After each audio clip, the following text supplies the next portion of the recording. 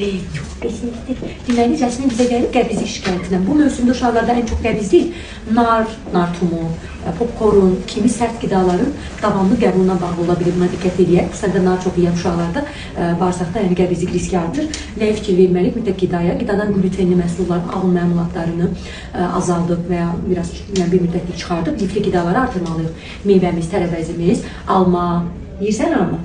Aferin. Alma, kök, kələm, kabaçki, balqabaq, brokoli bol-bol yeməliyik ki, bağırsağın fəaliyyəti yaxşılaşsın. Ac qarnına səhərlər zeytun yağı xörək qaşığı ilə dərman kimi içirmək də çox işə yarayır. Su qəbulunu artırmalıyıq və əlbəttə ki, uşaqlarda tualet eğitimi dönəmində də qəbizlik riski artır. Bunu da unutmamalıyıq. Yəni, təzə bezdən güvəcə keçən uşaqlarda qəbizlik riski artır. Çünki onlar bu prosesdən qorxduğu üçün bəzən özünü saxlayır. Özünü saxladığına görə də kakanın ön qismi bərkiyir və bərkidiyi üçün kaka yerinə incidir və növbəti kakada özünü daha da tutur. Və belə olduğu təqdirdə bir qüsurlu dövran yaranır, daha da proses dərinləşir. Odur ki, bütün bunların olmaması üçün biz tualet eğitimi dövründə bunlara diqqət eləmək, qidaya fikir vermək, əgər qidalama ilə idarə edə bilmiriksə, həkimə müraciət etmək lazımdır.